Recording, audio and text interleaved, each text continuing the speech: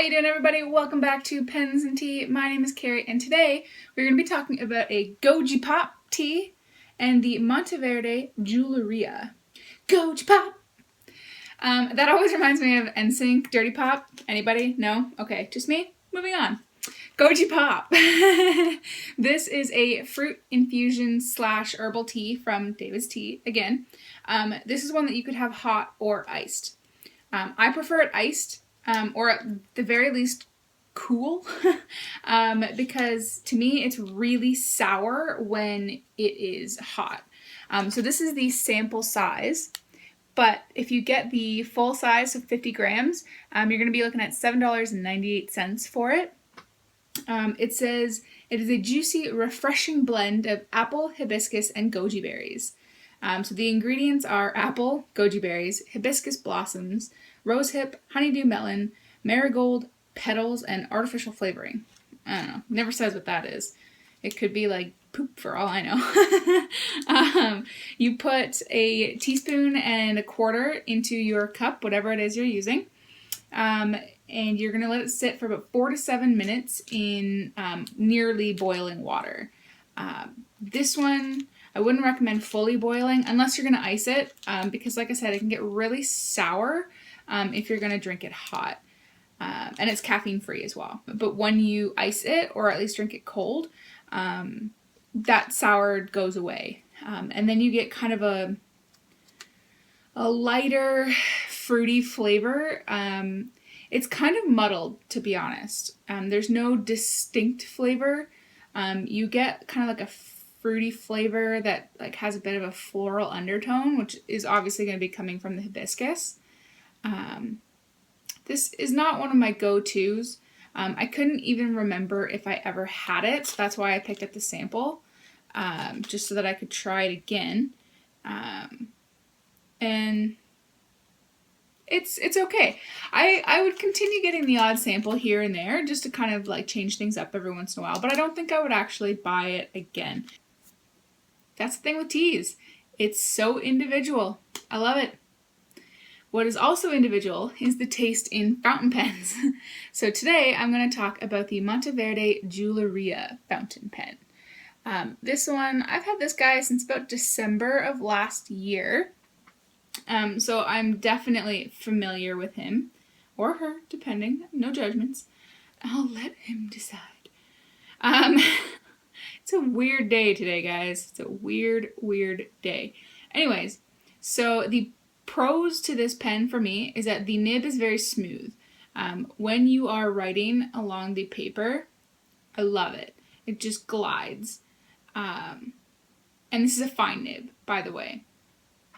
So I definitely have no complaints with the smoothness. The second pro is that the actual resin is gorgeous. Like just the swirls. The camera really is not doing justice to this at all. It's slightly translucent, especially in and around like the inner metal pieces. But it's absolutely gorgeous. And the clip itself is kind of a neat design. So that you can just pinch the top and it kind of rocks back and forth. So that's kind of cool. Another good thing that I really like about this guy is actually on the inside. So if we unscrew the bottom here, the standard international converter, always a plus, but this one is also a threaded standard international converter. It'll take both, so it doesn't matter if you don't have a threaded one, it does come with it. But essentially that means that you're actually screwing in the converter as well. And I like that because when I, fill up my pen, you're basically going to hold it by the converter and the connection point. So you're basically going to hold it right here when you go to clean off the grip section and the nib after you fill it. And that's always a kind of slightly nerve-wracking thing for me because I never know if the converter is going to pop off and it's just going to be an ink explosion. Thankfully, it's never happened, but I always think about it when I fill my pens.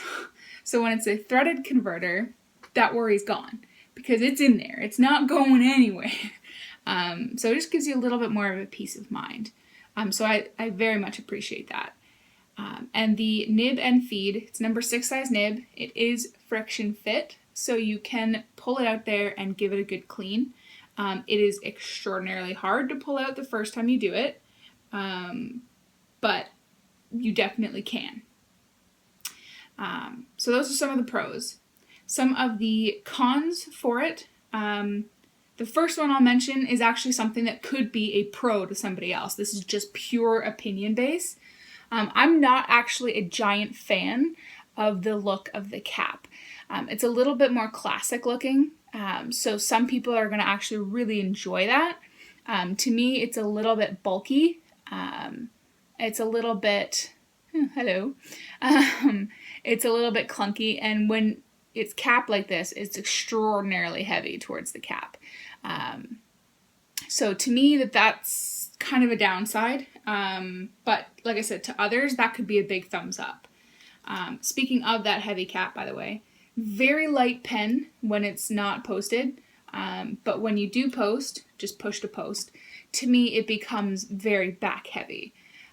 If you have larger hands, it may be quite comfortable, because if you can hold it kind of closer to here, but obviously your fingers are still going to be down the grip section, it's going to be nice for you. It's going to actually balance really well. Another con is that the tines on this pen, and I do have a couple other Monteverde pens reviews coming shortly, the tines on all of them pretty much are easily misaligned. I've noticed specifically with the fine nibs on these guys, they're a little bit picky.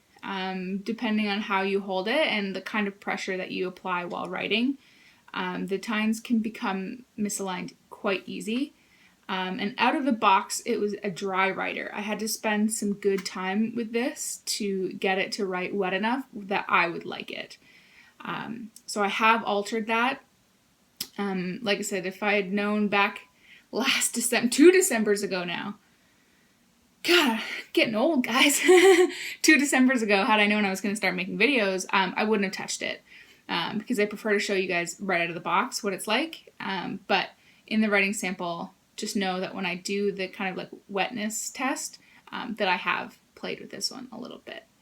And the only other thing that I don't really care for now, something that I actually looked for 2 Decembers ago, so that just shows you how quickly your taste can change, that this is a small, narrow pen. So if I kind of throw it up against the Pilot Vanishing Point, this pen is very narrow. So if you do have larger hands, you can post it, which is great, and you'll be fine that way. But you may find that the grip section is a little too small. Because like I said, this is the Vanishing Point, and this is significantly smaller than that. So to me, it's definitely a little bit narrow, which for just quick writing doesn't really bug me. I would say it doesn't really start to bug me until it goes past about a half an hour of fairly consistent writing. The pricing for this bad boy, America, you're looking at about $56. Canadian, you're looking at about $71. Personal taste, Canadians, I don't know if this one would be worth it. Because of the inconsistencies with the nibs on these pens, I don't know if paying $71 is worth that risk. $56, closer to the acceptable point for me, for where I'm like, okay, if I get a nib that needs a little bit of work, I'm alright working on it. But you could also get a nib that's a dream. You just don't really know. So that, I don't know, $71. So I would not purchase this pen again. However, like I said, everything's personal taste. So the cons that I mentioned, like the narrowness of the pen, you know, the actual cap itself, some of the nib problems may be worth it to somebody else. Especially if you have smaller hands, then this actually may be really awesome for you because of the narrow grip section, because it's a lighter pen. It may actually be very comfortable for you. And of course, the design is all, you know, up to choice. So that's my opinion about it, but you're free to make your own. Let's jump into the writing sample and I'll show you what this guy can do.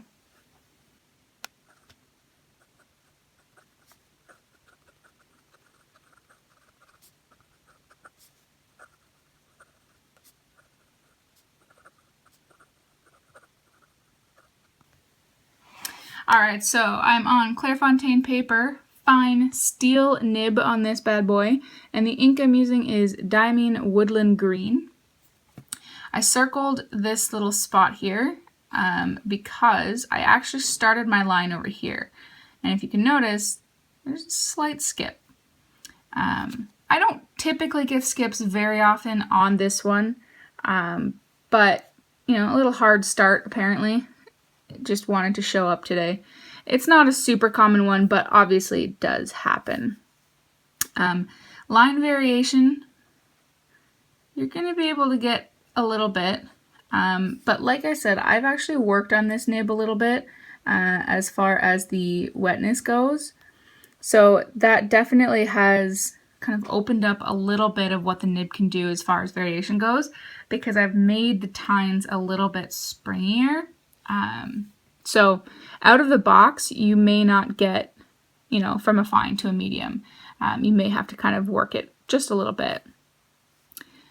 Reverse. Yeah, I'd say you could probably go for a while. It's definitely a little harsher. It's not really scratchy, but you're definitely going to get a ton of feedback. And of course, it's going to be super dry. Wetness. Again, I have made this more wet, so had this not been altered, I mean, the smear probably would have stopped here. Like, it was really, really dry when I got this bad boy, and the nib was very, very stiff. But like I said, I've put a magic touch to it just a little bit.